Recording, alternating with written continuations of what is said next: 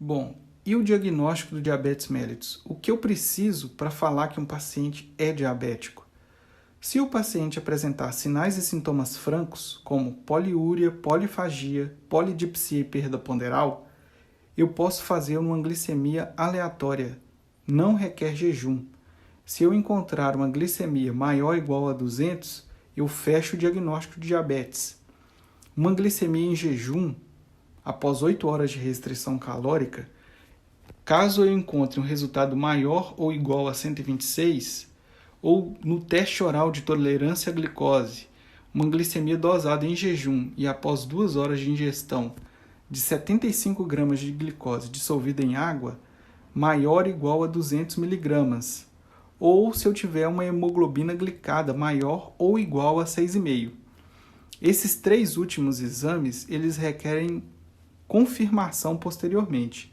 Eu posso confirmar, idealmente, com o mesmo exame, mas se eu tiver um exame alterado de uma categoria e outra categoria também alterada, isso também já é suficiente para eu fechar o diagnóstico de diabetes mellitus. Tá certo?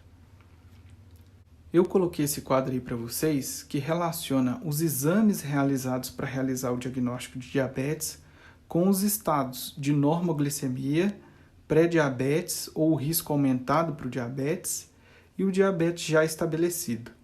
Então, no caso da glicemia em jejum, caso o indivíduo apresente glicemia em jejum menor do que 100, ele está normoglicêmico. Se ele tiver a glicemia em jejum maior ou igual a 100 e menor do que 126, eu digo que ele é pré-diabético. E se tiver maior ou igual a 126, isso aí já é um critério diagnóstico para diabetes estabelecido. No caso da glicemia, medida 2 horas após a sobrecarga com 75 gramas de glicose, eu digo que ocorre normoglicemia se for menor do que 140. Se for maior ou igual a 140 e menor do que 200, eu digo que o indivíduo é pré-diabético. E se for maior ou igual a 200, já é um critério que fecha o diagnóstico de diabetes se for confirmado por outro exame a posteriori. No caso da glicohemoglobina, se for menor do que 5,7, eu digo que ocorre normoglicemia. Maior ou igual a 5,7 e menor do que 6,5 é o estado de pré-diabetes.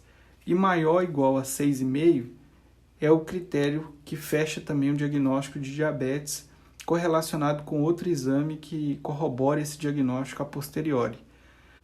No caso da glicose realizada ao acaso, só fecha o critério de diabetes caso o paciente apresente sinais e sintomas francos. O diagnóstico de diabetes mellitus gestacional é realizado da seguinte maneira.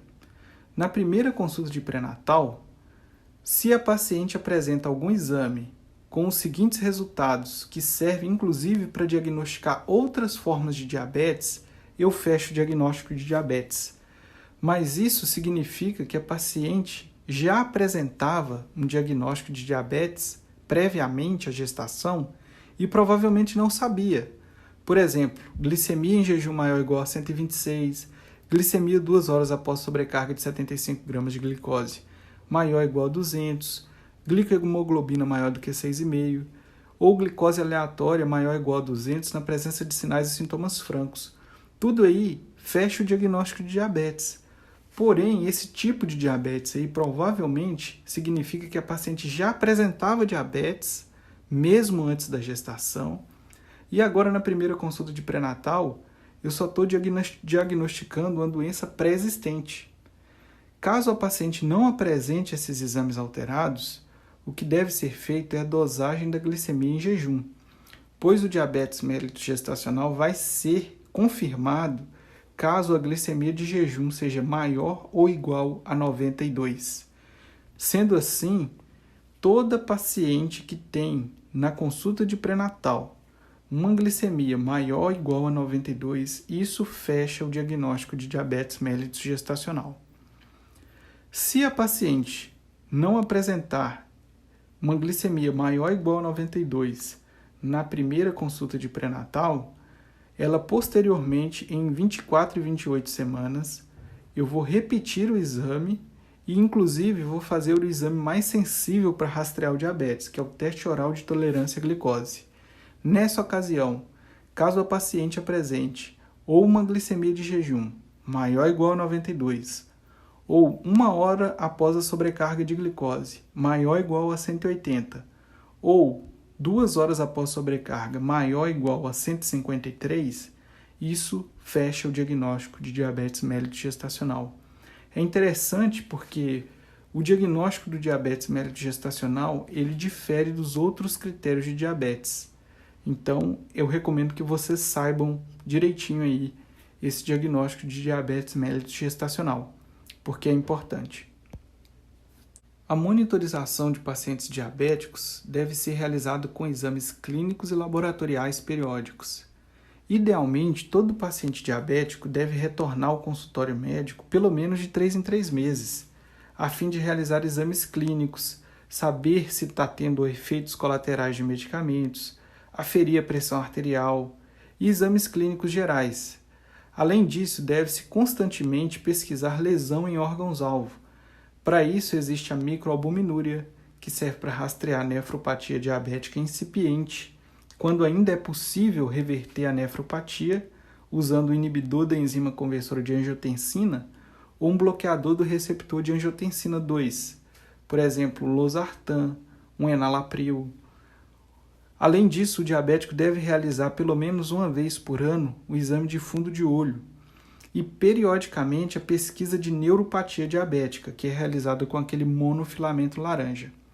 Além disso, existem exames que refletem a glicemia dos pacientes nos últimos períodos. Por exemplo, a glicohemoglobina reflete a glicemia dos últimos 3 meses, e o objetivo de controle do diabetes é deixar esse exame menor do que 7. A frutosamina, que é proteína glicosilada, reflete a glicemia das últimas 3 semanas. Então, esses 2 exames aí servem principalmente para acompanhamento e monitorização do paciente diabético quanto à glicemia. Bom, falando um pouco agora de hipoglicemia, a hipoglicemia é comum em diabéticos em uso de hipoglicemiantes, mas ela é extremamente rara em indivíduos não diabéticos. Como caracterizar a hipoglicemia? Clinicamente, a hipoglicemia é definida pela tríade de Whipple, que é caracterizada por sinais e sintomas de hipoglicemia, são sintomas simpático-miméticos e neuroglicopênicos. Os sintomas simpático-miméticos são aqueles sintomas relacionados à ativação do sistema nervoso autônomo simpático, por exemplo, tremor, taquicardia. E os sintomas neuroglicopênicos são aqueles relacionados à falta de glicose no cérebro, por exemplo, turvação visual, confusão mental, rebaixamento do nível de consciência. Caso o paciente apresente esses sinais, ele vai apresentar sinais clínicos de hipoglicemia. Além disso, a tríade de Whipple requer glicemia menor do que 55 em um teste laboratorial e a melhora desses sintomas após a ingestão de carboidratos. Definido que o paciente tem hipoglicemia, as principais causas devem ser diagnosticadas. Dentre elas, as principais causas correspondem ao uso de medicamentos hipoglicemiantes, álcool, transtorno factício, o insulinoma, que é a grande preocupação, e a hipoglicemia hiperinsulinêmica pancreatogênica não insulinoma, que pode ocorrer de forma idiopática ou pós-cirurgia bariátrica. Além disso, existe uma condição rara que se chama nesidioblastose, que corresponde a uma hiperplasia das células beta pancreáticas que secreta insulina em excesso. Caso o paciente apresente sinais e sintomas francos de hipoglicemia, descartadas as causas como transtorno factício, intoxicação por medicamentos, deve-se proceder com a investigação da causa da hipoglicemia do paciente. A principal preocupação nesses casos é com o insulinoma ou com tumores secretores de insulina. Para realizar essa investigação, realiza-se o teste de jejum prolongado. Esse teste inicia-se com a dosagem de glicose, insulina, proinsulina e peptídeo C no tempo basal e ao final do teste. Além disso, realiza-se a monitorização de glicemia capilar durante todo o teste. E esse teste ele é interrompido se for detectada hipoglicemia ou após 72 horas de jejum. 2/3 dos pacientes com insulinoma apresentam hipoglicemia nas primeiras 24 horas. Essas são minhas referências bibliográficas. Boa prova!